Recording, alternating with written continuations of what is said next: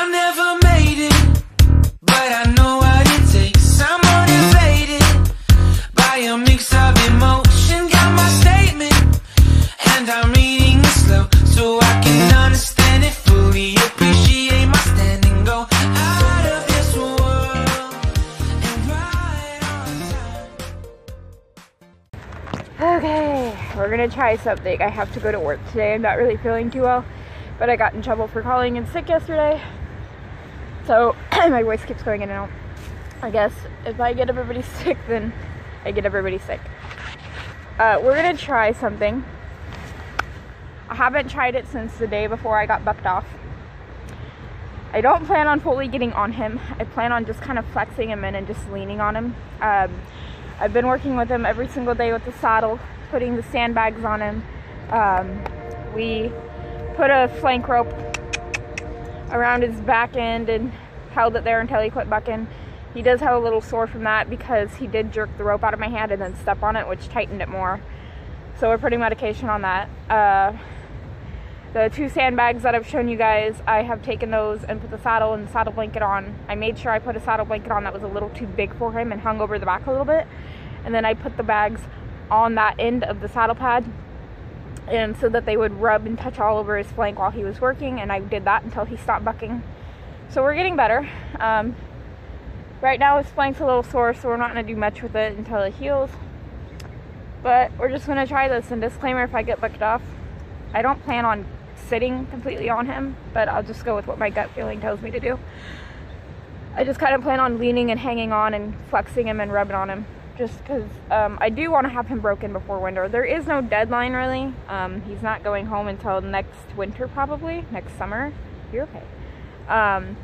So there's not really a deadline because the girls are here for 3 years, so he could more than likely be here for 3 years. But I like to have him broke by the winter, or at least going by the winter, because the pasture he's in that I've showed you guys where those tires are at, that gets about almost hip deep on me, and I'm 5 foot, well, if you want to get technical, I'm 5'01" inch, but it gets pretty deep, and that's a damn good workout for these young horses, to work them legs and get their muscle strength up. So we do tons of trotting and cantering circles in the deep snow, and it conditions them, it strengthens up their muscles and their legs because they have to plow through the snow. Of course, I walk them a couple circles and get the snow kind of down, and then when I feel like they're ready for it, I kind of take them out into a deeper area and straight up trot them that hasn't been plowed down yet. So I got my stool over here, and we're gonna try this.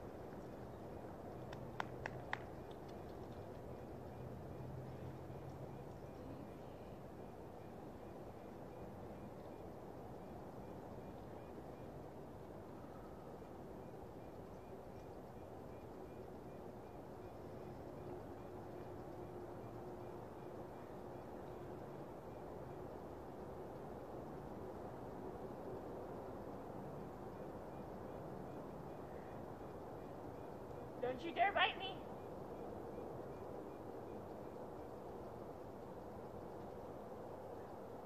Good boy.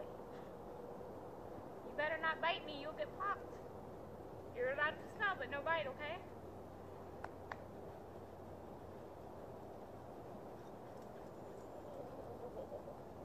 I'm gonna pull his head this way so he can see me coming. This is the problem we had last time. He's stiffer on this side.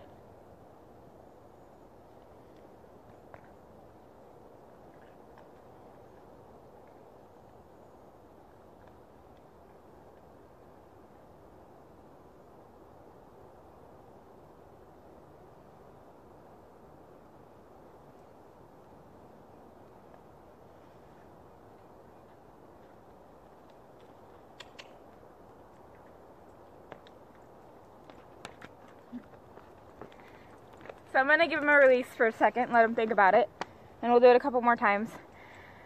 I was gonna lift up my legs and kind of put my whole pressure on him, but I'm nervous and I don't want to make him nervous, and I don't want to get in a situation where shit, now I'm all the way up here and now I have to deal with it. So I'm gonna keep doing these types of things until I'm not nervous about it, because I don't want to get on him again and then me be nervous and it happen again and again and again. If you could see going to the right, he's a lot stiffer, so I think that's where we had our problem last time. I'm pretty sure it was that side. When I straightened out his head, everybody thinks I just sat there. I was actually pulling his head around, and you guys can see how stiff he is. On the halter, he's doing really, really good flexing, but he hasn't had the bit in a while. And I do have him in a D-ring. I normally would start him in an O-ring, but this is a D-ring rubber bit, and he seems to not fight it as much. With the O-ring, he just kind of tosses his head and turns his head around and pulls against it and creates sores in his mouth. He just doesn't like the feeling, I guess. What we did with him was the same thing we did with the girls. We put on the bridle with the bit and we took off the reins, and we made sure, I think we actually took off the throat latch too, just in case they went to itch. And we left them for 2 or 3 hours eating. A lot of people won't let their horses eat with the bit. Well, the girls after that got used to the bit really, really, really good. So they kind of had to figure out the bit all by themselves with no pressure from the humans. So, and nobody forced them to eat. If it hurt them to eat with it, nobody forced them to eat with it. So we're going to go back and try that. Big releases. He is smelling me, but I'm going to keep an eye because he has offered to nip. The very first time he came here, I put up a couple videos where he almost nipped me. Or there's a few times I was scratching him and he almost nipped me. And he was trying to scratch back, but he's still not allowed to nip. And if you guys seen when I went to put the reins over, he's still a little head shy when there's a loop coming over his head. But other than that, he's really, really good. So, he's allowed to smell, but if you see me pop him in the nose with my boot, he's bitten me or nipped me. So we're going to go back and do a little bit more.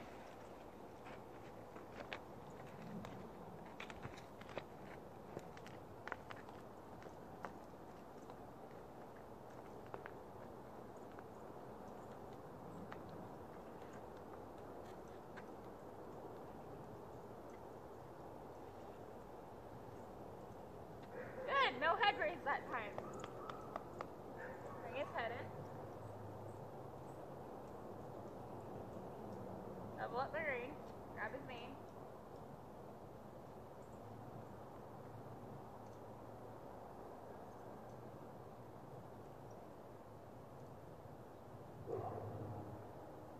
Hey.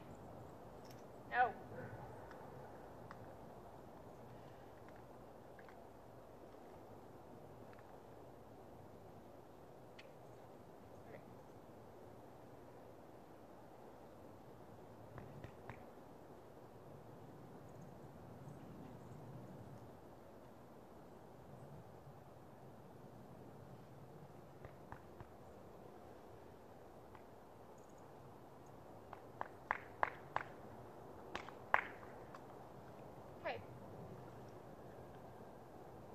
The other side. Whoa.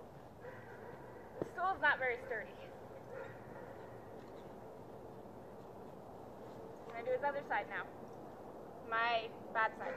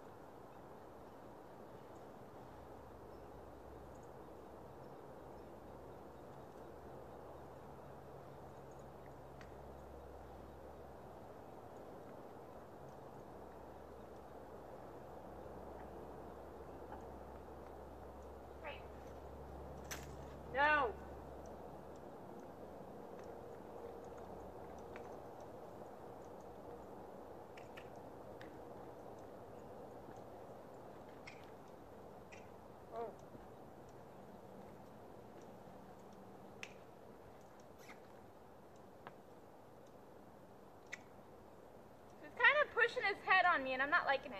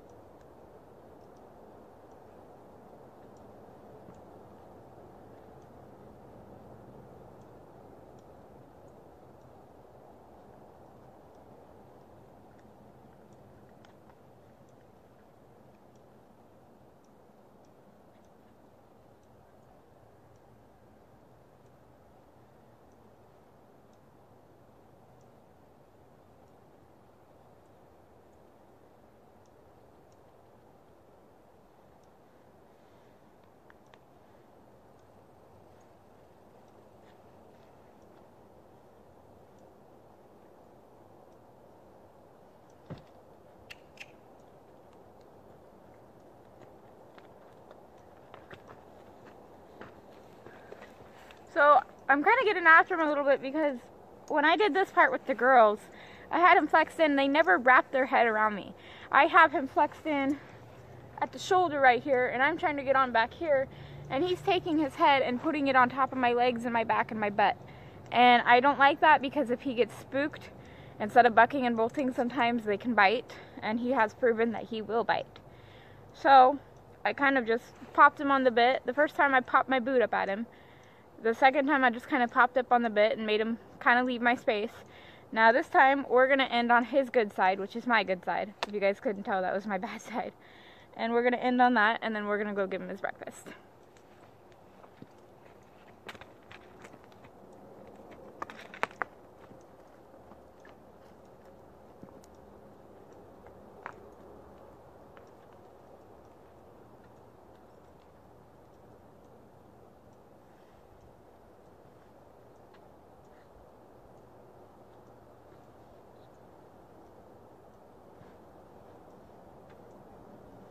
So I'm picking his head up at the shoulder. And he's wrapping it all the way around, which is good, but I don't want it on me.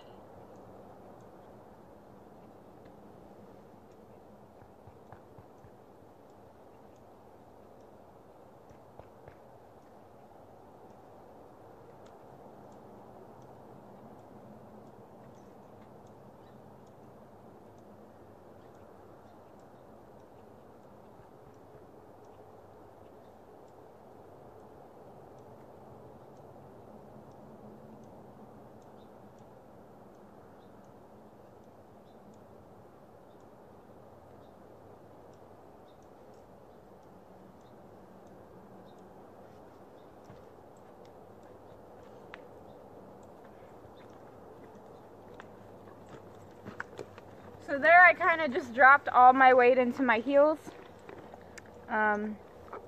You see where I'm picking his head in, and he's just wrapping it around, which is good. If I'm under saddle, I want his head that far, but I'm not asking for it to come that far right now. So he's got to learn when to anticipate how far to go back, if that makes sense. I'm wanting his head down a little bit more. Good boy. Keep it down. He has a habit of jerking his head up. Keep it down.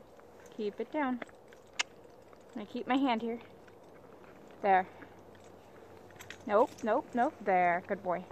So I just keep my hand there until he puts his head back down if he pops it up. Come on, let's go get your breakfast. So that's the first time in a while I've done that. I've been leaning on the saddle like that, but without my feet in the stirrups, so I'm not 1000% committed if he goes to buck and take off, or if he goes to buck and take off and my foot happens to get caught. So you can tell he's still a little bit like, why are you touching my back on both sides? Hey. He's actually in a little bit of trouble. A bale of hay fell down last night and the tarp covered it, but he has been, I didn't know it happened until just now. Sorry. He moved the tarp and was down on his knees when I came out and was eating the hay underneath the tarp. And I don't know how much of it he ate, but it's not a good thing. So normally I give him about 3 flakes in the morning and at night.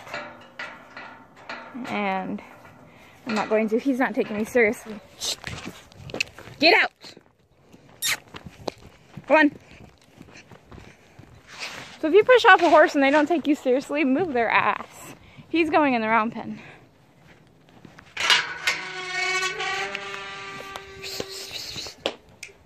Move.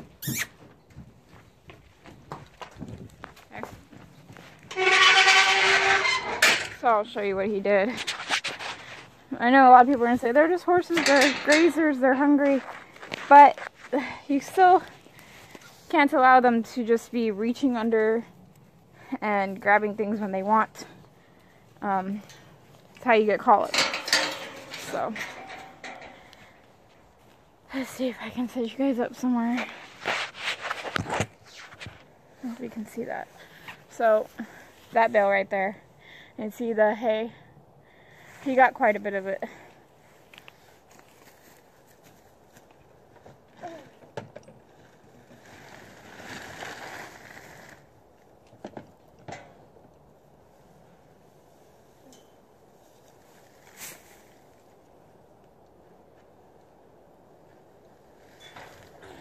Have to move it away from the gate, I guess.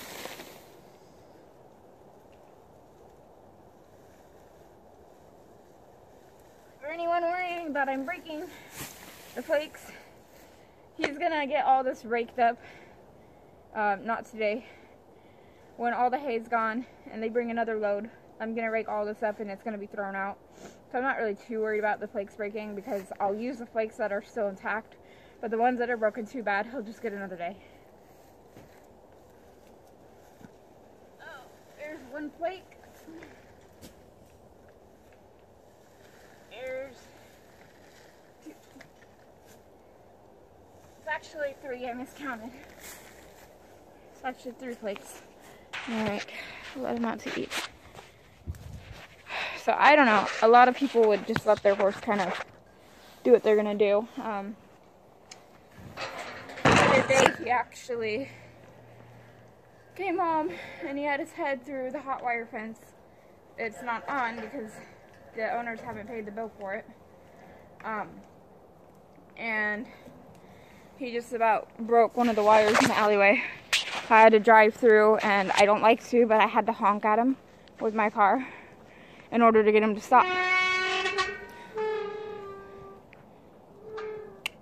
Come on. Go straight. Alright, go get your breakfast. Alright, big guy, I'll see you tonight. Okay, well, I hope you guys enjoyed that.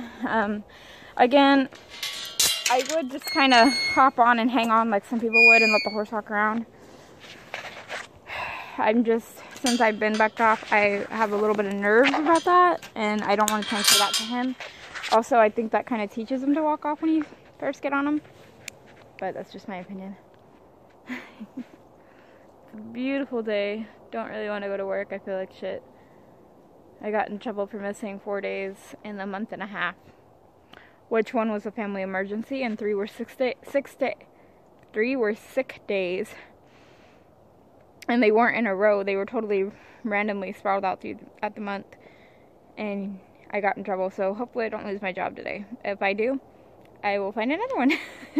Hope you guys enjoyed. And I also have 3 or 4 intros. I deleted my first one because I like it, but Sassy's gone. Her grave is actually right there, and Trevor's grave is right over here. So I just kind of felt like it was time to take her out, and I do want to start showing my dogs more. So yeah, I've got a couple different intros that I'm going to play around with. Somebody suggested I do videos of an intro. But the problem is all my videos are on YouTube, and I deleted them off my phone, and they're not saved in my phone or my computer. So I don't know how to re-download them and clip them and edit them to where they fit in. But if somebody could show me how to do it, or if somebody wants to make their own edit of an intro for me out of my videos, go ahead and do that and send it to me. But I really gotta get finished for work. I cannot talk. Get ready for work, finish getting ready for work and eating breakfast, and let my dogs out and feeding my cats and watering my dogs. So I will see you guys in the next video, and I hope you guys like the little edits that I've been doing. I love putting them together. There's one that only one person has seen. It's called My Moments Captured. I think what happened was, if you have your notifications on, I posted 2 or 3 at once, so you may have skipped a notification. So if you guys want to check out that one has my mom in it, along with the horses and everything. So I'm gonna shut up and quit rambling, and I hope you guys enjoyed this little video. Bye guys.